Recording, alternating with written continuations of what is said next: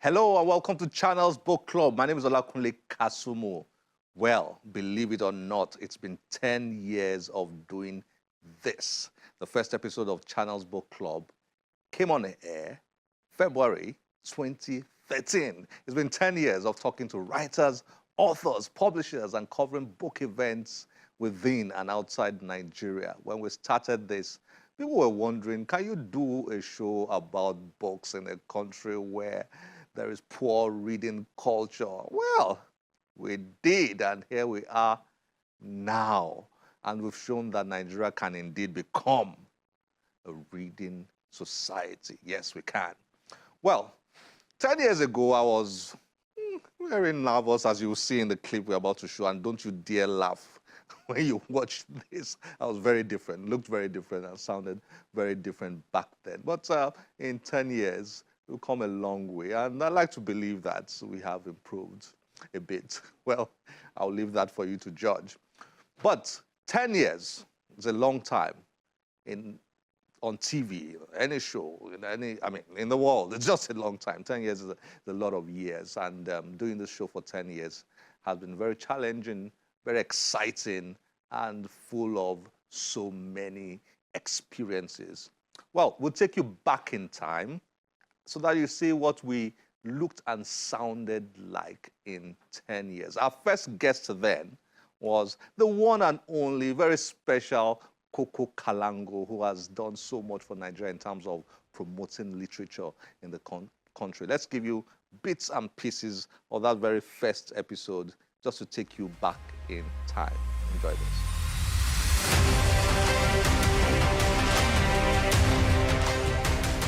Port Harcourt has won the bid for the UNESCO World Book Capital City for 2014.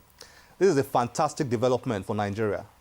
If we celebrate the hosting of international sports and political events, then we have got to celebrate this. Koko Kalango, a remarkable Nigerian woman, has a lot to do with the winning of that bid. She is the founder of the Rainbow Book Club, Port Harcourt, the convener of the annual Garden City Literary Festival, and one of the foremost advocates of promoting the book culture in Nigeria. We caught up with her to talk about herself, the World Book Capital City bid, the book culture in Nigeria, and her new book, A Coat of Many Colors. Here's Koko Kalango. We decided to put in a bid for Port Harcourt to be World Book Capital, and we had other cities vying, like Oxford, Lyon in France, Incheon, North Korea, Yaoundé, Cameroon, and a few others. And we emerged the winner. We hold the title in the year of Nigeria's centenary celebration, 2014. So if you ask me, I think that should be made the main focus, education and books of our centenary celebration. I think it's a good opportunity. And over the years, we've talked about rebranding Nigeria. What a better time, and what a unique way to rebrand Nigeria in an area, for which we stand tall anywhere in the world, having produced the first African to win the Nobel Prize for Literature, having given the world the writer of Africa's most popular novel, Chinua Achebe, not to talk of the other many stars in the literary horizon, the John Pepe Clarks, Elechi Amadis, Chimamanda Adichie, Chibundu Onuzo, just so many, Buchi Emecheta, Zainab Alkali, so there's just so much. It is big, I think.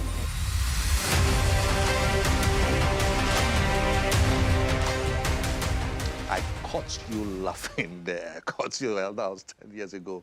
We've come a long way since then. But it was really, I remember then like I remember today. It's very fresh in my memory. Well, it's been quite a journey. Thank you very much for your support. Thank you for all the messages and all the encouragements. Thank you for everything. And there's a great team behind the camera. It's me you see. On TV, you only see the presenters and the newscasters and so on, but the real people who do all the major work, all the major work, they are behind the camera, the cameramen, the producers, the directors, and everybody. It's a massive team behind the camera, and We love them all. Thank you very much, everybody. Well, Sorosuke, you must have heard about that term before. The first book I saw, titled Sorosuke, is this book on your screen by Trish Lorenz, The Young Disruptors of an African Mega City. We all know what Sorosuke means. That day in 2020, the whole country, and indeed the whole world, was shaken by what was going on at Lekki then, when thousands of young people in Nigeria came out to protest about the brutality of the police in Nigeria. And that protest extended beyond that and went to the general level of living, poor level of living in Nigeria. Well, the rest is history. Sunday has written this novel titled Sorosuke that tells not just the story of NSAS protest, but also the story of Nigeria in many ways. And it's a very funny, I found the book very funny. So what he did was to tell the story of Nigeria from Buhari's era in 1983 up until the NSAS protest. But instead of writing the right names, the real, actual names of all the major characters during that period, he used pseudonyms. It is just your classic, funny novel.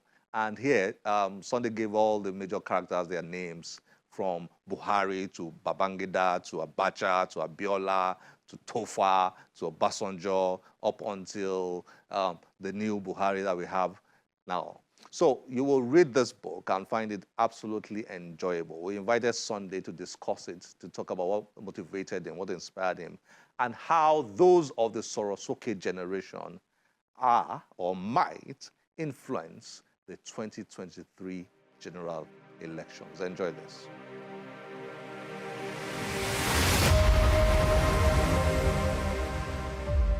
Sunday Akande is a founder and president of Center for Leadership Development in Africa, C-Lead Africa. Sunday Akande has a BTech Environmental Biology from Ladoke Akitola University of Technology. He went further to the University of Ibadan to bag his MED in Counseling Psychology. Akande is the author of Sorosuke, Aroye Ibaka, a collection of Yoruba poems, Water in the Basket, a novel, and Mothers Forgive Fathers, a play. He joined Channels Book Club to discuss his book, Sorosuke.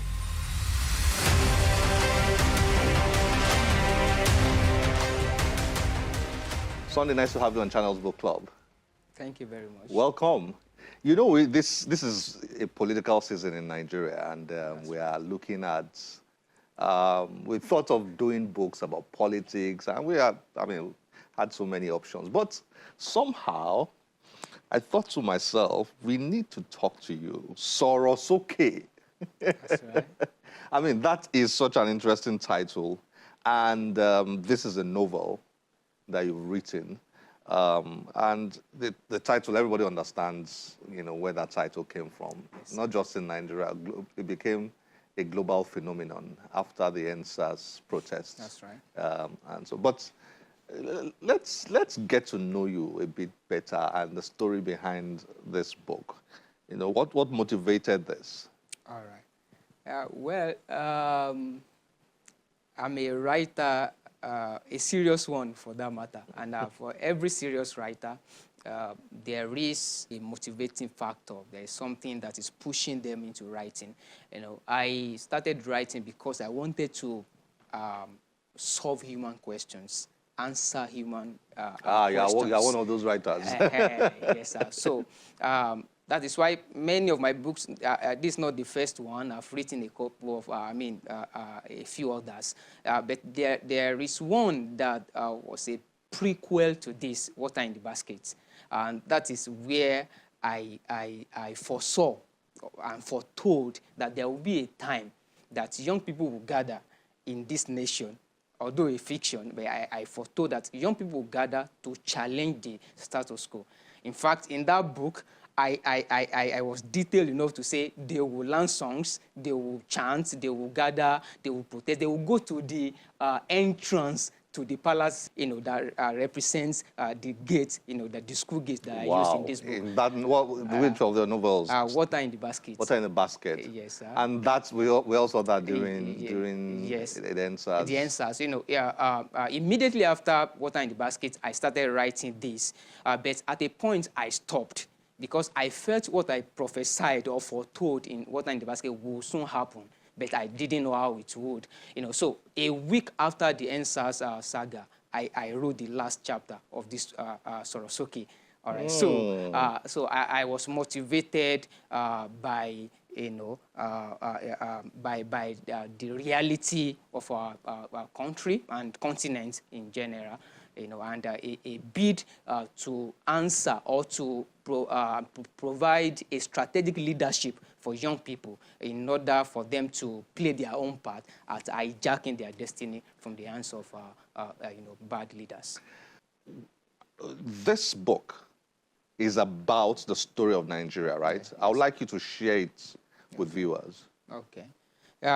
Sorosuke is a creative condensation of over 3 decades of our history as a country, and by extension, I would like to say as a continent.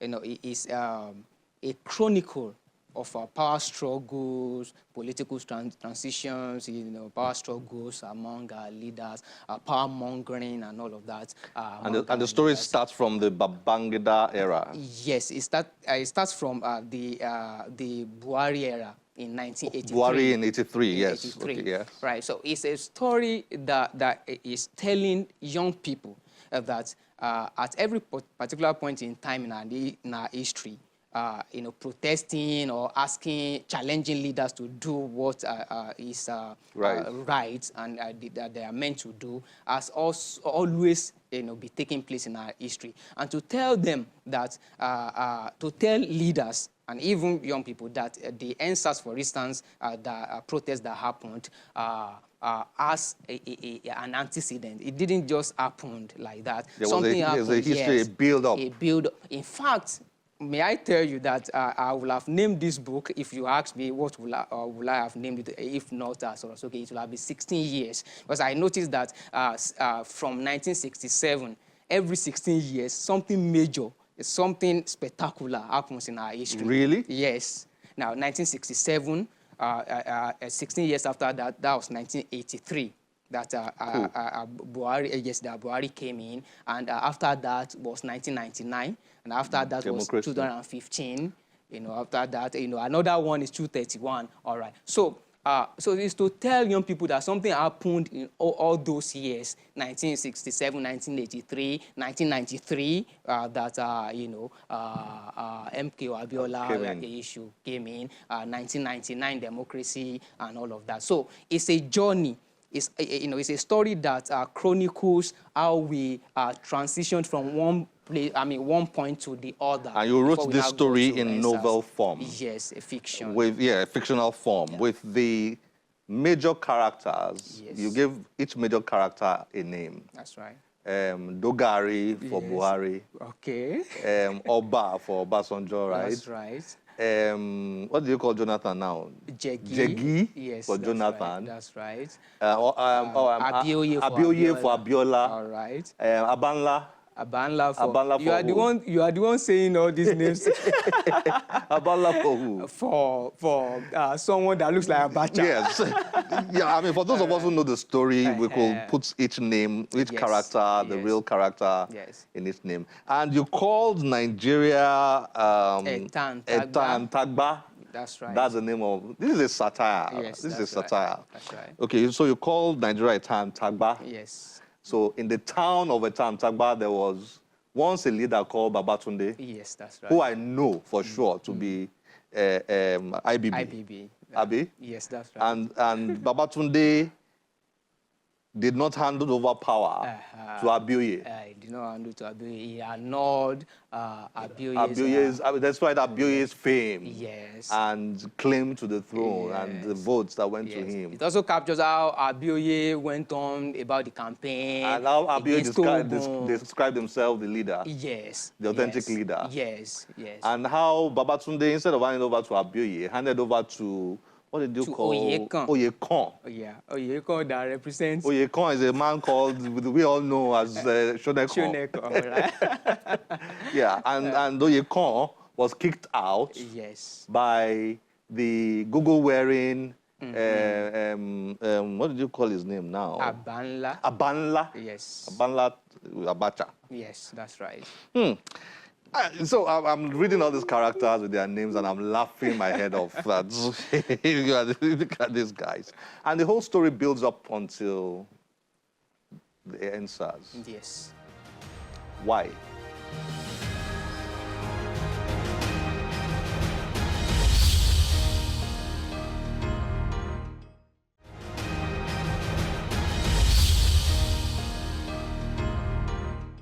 I noticed that something different happened during NSAS that didn't happen previously, even though protests had always been, carried out or done by young people in our history.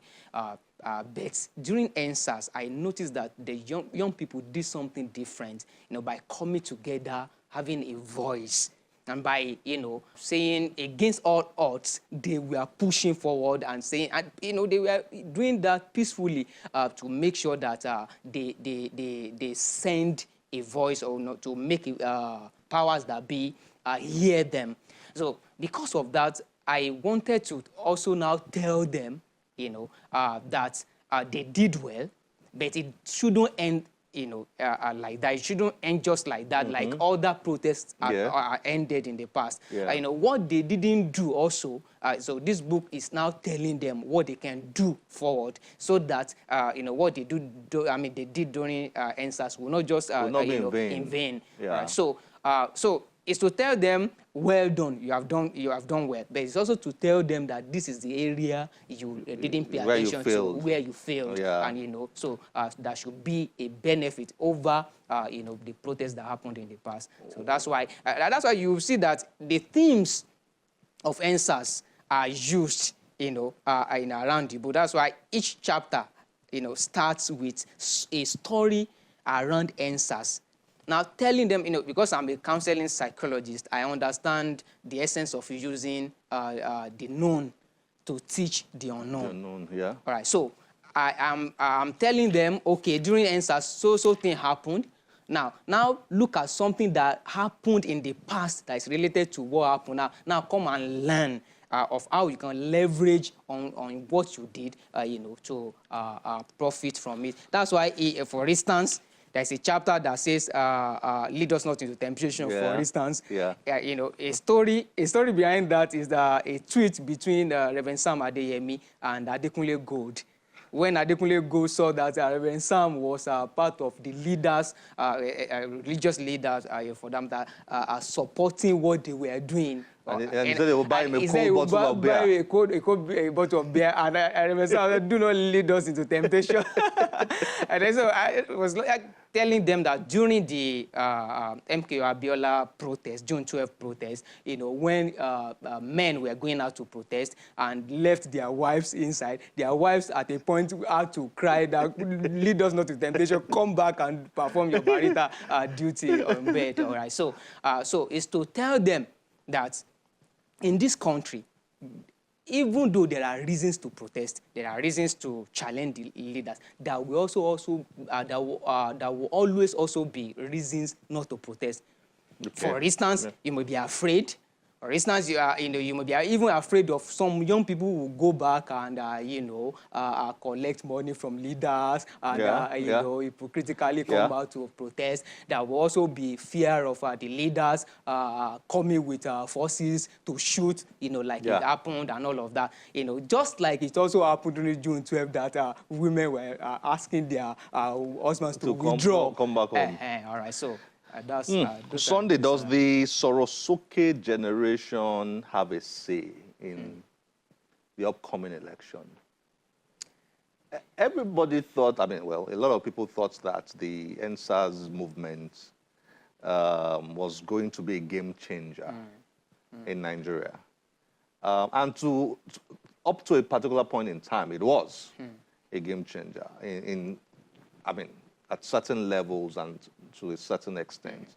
But then it fizzled out. I'm talking about the actual physical protests. Some will argue that what it represented, that the protest itself was just symbolic of something bigger and all that. But does the Sorosuke generation have a say in the coming election? I'm not saying potentially. Will they have a say? Yeah, well, I believe that the NSAS protest or the Sorosuke generation have done a lot by giving, by projecting the fact that young people are aware of what's going on in their, in their environments. Well, I would say yes, it will affect. But would they have their say? Would they be able to elect the person they want? That I may not say. But of course, the figures, the turnout and all of that would pass a message to everybody that now young people are alive politically. All right. So even if they don't have, or even if we, because I'm part of the young people, if we don't have a say now, it shows that having a say is close by. Unfortunately, time is not our friend. Maybe I can throw in one more question. I hope I have. Yeah. There are certain stories in your book that got me wondering whether they are just fictionalized or you did some research and you actually found out those things happened. And I thought I was going to ask you the question. I mean, there are certain aspects of the story. For example, when Oba's wife was ill and she had to go and do an operation abroad, and Oba was uncomfortable with what's his name now? With Akuti. Akuti. Yeah. Akuti. And, I mean, Akuti had this funny way he was. Yeah, okay. And Oba was uncomfortable with Akuti for that reason. Yeah. This is satire now. I don't want... Okay. I don't want them to understand what we're saying. Okay, so Oba was uncomfortable with Akuti. Yeah. Viewers, you can guess who is Akuti and who is Oba. Who is Oba? Yeah, so Oba is uncomfortable with Akuti. And Oba's wife eventually went abroad, did this operation and died.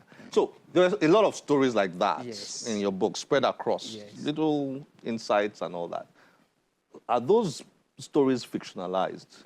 Or you reckon those are things that actually happened? Okay, well, in our history, there are many things that happened. There were rumors. Many things that happened that were these rumors? Were these rumors that you fictionalized? Yes, it might be. You should even ask me about the question surrounding Abanla to how he died. Abanla died. How Tukulanos was sent through Shalewa. Shalewa gave him those Kulanos and he died. Okay, so let's help viewers. Let's help viewers. Okay, so these are stories. Around all these popular political characters in Nigeria. The way Abacha died, the way Abiola died, Stella Obasanjo, may her soul rest in peace. And all those stories. There were a lot of stories in the papers, rumored out there about what happened, what didn't really happen. So what you did was you took some of those stories and you fictionalized them. It made the book a lot more interesting. And as long as your book... And it will even make young people, especially teenagers, to have interest in reading and finding out the truth. The truth. While finding out what happened, they will now, stumble on other stories in our history, and they'll be able to study what happened in the past. Thank you very much for joining us on Channels Book Club, and all the best. Thank you. And you, Sorosuke guys, go and vote. Make sure that you elect a leader Nigeria will be happy to have in the next 4 years. Well done. Thanks for joining us on Channels Book Club. Yes, thank you very much for having me. I'm excited that I was able to sit with you, a mentor, a role model that we... Me, a mentor, okay. I'm not sure about that, but thank you for your very kind words. I appreciate that. I appreciate that. Thank you very much. I'm sure people can get this book in bookshops and stores out there. All right. Yes, the easiest way to get it is to go to my website, www.sundayakande.com. Okay. And order, so you can order and get the book. It can be sent to them easily. Okay, from there. So. Well done. Thanks for joining us, and all the best. Thank you very much.